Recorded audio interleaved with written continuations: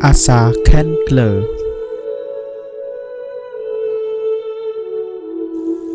ការស្រាវជ្រាវបង្ហាញថាស្លាកសញ្ញាពណ៌ក្រហម Coca-Cola ជាយីហោដំបូងមួយដែលក្មេងៗទទួលស្គាល់ក្នុងជីវិតរស់សពថ្ងៃនេះសូម្បីពួកគេទើបតែមានអាយុ1ឆ្នាំក៏ដោយហើយនេះក៏ជាសញ្ញាពាណិជ្ជកម្មដែលត្រូវបានលក់ទូទៅនិងត្រូវបានទទួលស្គាល់បំផុតនៅក្នុងពិភពលោកយើងនេះ Asa Griggs Candler ជាបរិសុទ្ធម្នាក់ដែលស្វែងរកទីផ្សារដំបូងចំពោះផលិតផលដែលគួរឲ្យកត់សរសើរបំផុតនេះនឹងបានធ្វើឲ្យយីហោនេះល្បីល្បាញនិយាយពីមាត់មួយទៅមាត់មួយដែលអាចរកបានទូទៅនៅទូទាំងប្រទេសក្នុងពិភពលោកនាពេលបច្ចុប្បន្ននេះ Asa កើតនៅ Carroll ដោយមានឪពុកឈ្មោះ Samuel និងម្ដាយមានឈ្មោះថា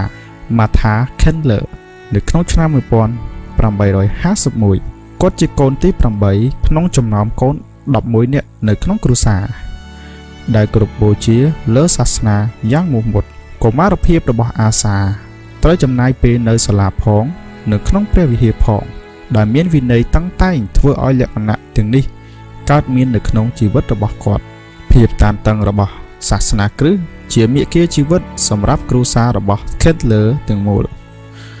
ប៉ុន្តែពេលនេះទៅទៀតបងប្រុសរបស់ Asa ឈ្មោះ Rean ជាសង្ឃរាជធម្មន័យនិងមានឥទ្ធិពលគ្រប់ដណ្ដប់លើជីវិតរបស់ Asa និងការគិតរបស់គាត់ Asa ព្យាយាមដោយបាត់ដៃទាំងពីររបស់គាត់ក្នុងជំនួយនេះរហូតបានរីកចម្រើនលូតលាស់និងទទួលជោគជ័យយ៉ាងខ្លាំងនៅក្នុងជីវិតរបស់គាត់ដំណើរការក្រុមហ៊ុននេះដោយមានជំនឿផ្នែកសាសនារបស់គាត់ជាមូលដ្ឋានគាត់ជឿថាជំនឿនេះនឹងផ្ដល់ឲ្យគាត់នូវបញ្ញានិងសមត្ថភាពដើម្បីបង្កើតជំនួយរបស់គាត់តាមវិធីសុចរិតនិងប្រកបដោយក្តីសង្ឃឹមដែលត្រូវបានគេទទួលស្គាល់អបអរទាំងអស់គ្នានៅក្នុងឆ្នាំ 1880 គាត់បានបើកហាងថ្នាំនៅអាត្លង់តា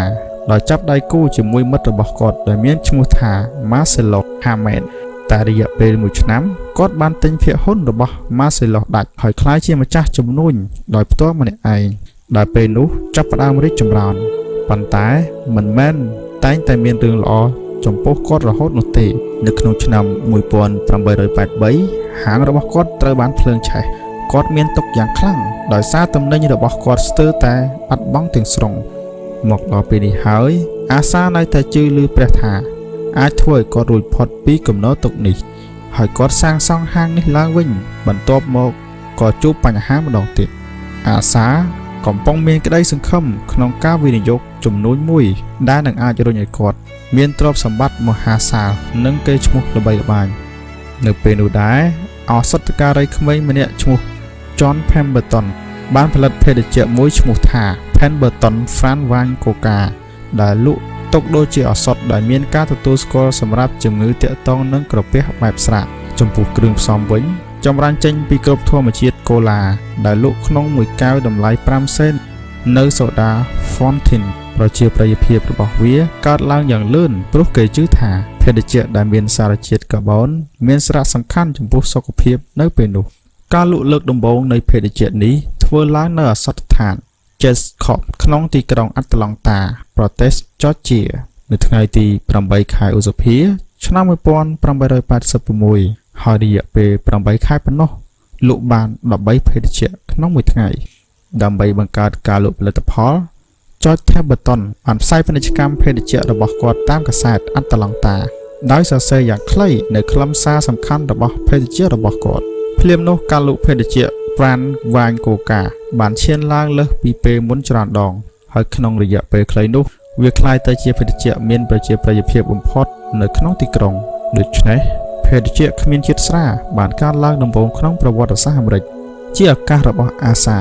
បានមកដល់ហើយនៅពេលដែល Pemberton និងសមាជិករបស់គាត់បានប្រកាសថាពួកគេចង់លក់យីហោរបស់ពួកគេដើម្បីបានចំនួនប្រាក់ច្រើនគាត់បានទិញសិទ្ធិជាម្ចាស់កម្មសិទ្ធិសម្រាប់ក្រុមហ៊ុន Fran Wine Cola របស់ Pemberton តម្លៃ$500ដែលមិនមែនជាចំនួនទឹកប្រាក់តិចតួចទេនៅសម័យនោះផលិតផលនោះបានដូរឈ្មោះថ្មីថា Coca-Cola ហើយ Asa ចាប់ផ្ដើមស្វែងរកទីផ្សារដើម្បីលក់ផលិតផលនេះឲ្យបានដាច់បំផុតតម្រូវការសម្រាប់ Coca-Cola បានកើនឡើងចំនួនយ៉ាងច្រើននៅពេលនោះដែរ brand drink ក្រោយមកមានឈ្មោះថា Pepsi Cola បានចូលមកប្រកួតប្រជែងជាមួយ Coca-Cola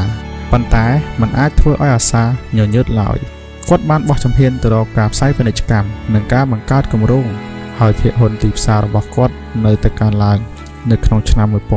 1894 Coca-Cola ត្រូវបានគេបញ្ជូលទៅក្នុងដបអាសាមានក្រុមហ៊ុនផលិតដបចរាចរណ៍ចំនួន2កន្លែងដើម្បីការពារតម្រូវការដែលចេះតែកើនឡើងលើផលិតផលរបស់គាត់ការប្រើប្រាស់ដបនៃភេសជ្ជៈកាន់តែធ្វើឲ្យមានប្រជាប្រិយភាពហើយប្រជាជនអាមេរិកជ្រើសរើសយកភេសជ្ជៈនេះដែលមានអត្ថន័យចំពោះមធ្យោបាយនៃការរស់នៅរបស់ជនជាតិអាមេរិកក្តីសុបិនរបស់អាសាដែលចង់មានទ្រព្យសម្បត្តិមហាសាលនិងកេរ្តិ៍ឈ្មោះល្បីល្បាញបានក្លាយជាការពិតប៉ុន្តែគាត់មិនអនុញ្ញាតឲ្យជោគជ័យនោះកន្លងហួសទេគាត់បានបរិច្ចាគវាទាំងអស់តាមការឲ្យពររបស់ព្រះគាត់ផ្ដល់ជំនួយយ៉ាងច្រើនចំពោះបុព្វហេតុស្នេហាមនុស្សជាតិនិងចំពោះព្រះវិហារនៅពេលនោះដែរអាសាបានចាប់ផ្ដើមផ្ដោតលើជំនួយគ្រប់ប្រភេទក្នុងឆ្នាំ1890អាសាបានវិនិយោគលើផ្លូវដែកមួយនៅអាត្លង់តាហើយក្រោយមកឆាប់បានបង្កើតធនាគារផ្ទាល់ខ្លួនរបស់គាត់ក៏មានចំណាប់អារម្មណ៍លើអចលនទ្រព្យហើយចង់ចែករំលែកភាពជឿនលឿននៅក្នុងសហរដ្ឋអាមេរិកផងដែរនៅពេលនោះក្រោយមកគាត់បង្កើតអគារខ្ពស់ជាច្រើននិងអគារធំផ្សេងទៀតនៅតំបន់ជាច្រើនក្នុងប្រទេសអាមេរិកអាសាក៏ប្រឈមមុខនឹងស្ថានភាពអាក្រក់មួយនៅក្នុងជីវិតផ្ទាល់ខ្លួនរបស់គាត់ជោគជ័យរបស់ Coca-Cola បានជំរុញឲ្យក្រុមហ៊ុនផ្សេងចង់ផលិតភេសជ្ជៈដែលមានលក្ខណៈស្រដៀងគ្នានេះនៅលើទីផ្សារព្រមទាំងចង់គម្រាមកំហែងភាគហ៊ុនទីផ្សាររបស់គាត់អាសាចាំបាច់ពឹងលើការផ្សាយពាណិជ្ជកម្មនិងការបង្ហាញយ៉ាងច្រើនដើម្បីរក្សាឥទ្ធិពលរបស់គាត់លើទីផ្សារនៅពេលមួយប្រហែលដើមទសវត្សរ៍ទី90ទឹកប្រាក់សម្រាប់ការតាំងបង្ហាញ Coca-Cola មានជាង$1 លានដែលចំនួនទឹកប្រាក់ធំសម្បើមក្នុងពេលនោះនៅពេលនោះដែរមានចំនួនជាច្រើនប្រឆាំងនឹងរដ្ឋាភិបាលដែលគេយល់ថាមានដាក់កាហ្វេអ៊ីនក្នុង Coca-Cola ដែលអះអាងថាជាភេសជ្ជៈធ្វើឲ្យញៀនប៉ុន្តែអាសាបន្តតំណងរបស់ក្រុមហ៊ុនគាត់ដោយមហិច្ឆតាអំឡុងសង្គ្រាមលោកលើកទី1 Coca-Cola បានផ្គត់ផ្គង់ដល់ទាហានអាមេរិកដោយមិនគិតលុយទង្វើស្នេហាជាតិនេះបានបន្ថែមលើប្រជាប្រិយភាពរបស់ Coca-Cola រួចទៅហើយនាក្នុងឆ្នាំ1916អាសាប្រឡូកចូលក្នុងនយោបាយនិងត្រូវបានគេបោះឆ្នោតជាចៅហ្វាយក្រុងនៃរដ្ឋអាត្លង់តាគាត់ក៏បានចាក់ចេញពីសកម្មភាពពាក់ព័ន្ធទៅនឹងជំនួយនៅពេលនោះដែរក្រុមហ៊ុនសត្វចិញ្ចឹមដែលគាត់ចាប់ផ្ដើមធ្វើការវិនិយោគទឹកប្រាក់$500នៅពេលនោះមានតម្លៃដល់ទៅ$27 លាននៅក្នុងធនាគារហើយស្ថិតក្នុងលំដាប់ទី212ក្នុងចំណោមក្រុមហ៊ុនកំពូល500នៅសហរដ្ឋអាមេរិកក្នុងទីនីតិចៅហ្វាយក្រុងគាត់បាននាំយកច្បាប់មួយចំនួនមកកែប្រែក្នុងប្រព័ន្ធច្បាប់ដែលអាចជួយដល់រដ្ឋបាលយ៉ាងច្រើនក្នុងឆ្នាំ1919គាត់បានចាក់ចេញពីនយោបាយបន្តិចម្ដងដើម្បីផ្ដោតយកការចាត់ទុកដាក់ទាំងអស់ចំពោះភរិយារបស់គាត់ឈ្មោះ Lucy ដែលនឹងស្លាប់ដោយសារជំងឺមហារីកដោះនាងក៏ស្លាប់ទៅនៅឆ្នាំនោះដែរទុកឲ្យអាសាមានទុក្ខព្រួយយ៉ាងខ្លាំងហើយបន្តិចម្ដងគាត់បានឃ្លាតឆ្ងាយពីជីវិតសាធារណៈពាណិជ្ជករមានជោគជ័យខ្លាំងបំផុតនិងមានគុណធម៌ចំពោះសាធារណជនដែលបានបូជាខ្លួនយ៉ាងច្រើនក្នុងការបង្កើតផលិតផលនិងស្លាកសញ្ញាពាណិជ្ជកម្មដែលល្បីល្បាញបំផុតក្នុងពិភពលោកបានទទួលរងទុក្ខក្នុងមហន្តរាយកាលពីចុងទសវត្សរ៍ឆ្នាំ1919ដល់ឆ្នាំ1929ក្នុងរឿងចំនួន2ដែលមានរឿងក្តីនិងភាពអាស្រូវជាសាធារណៈអាសាបានស្លាប់នៅថ្ងៃទី12ខែមិនិនាឆ្នាំ1929ក្រុមហ៊ុន Coca-Cola បានផ្លាស់ប្ដូរម្ចាស់គ្រប់គ្រង 2-3 នាក់ហើយបានជួបរឿងល្អផងអាក្រក់ផងប៉ុន្តែសម្រាប់រយៈពេលយូរអង្វែងអាសានឹងនៅតែត្រូវបានគេចងចាំទុកដូចជាបរិសម្នាក់ដែលផ្ដល់ជីវិតចំពោះផលិតផលដែលទទួលបានការកោតសរសើរ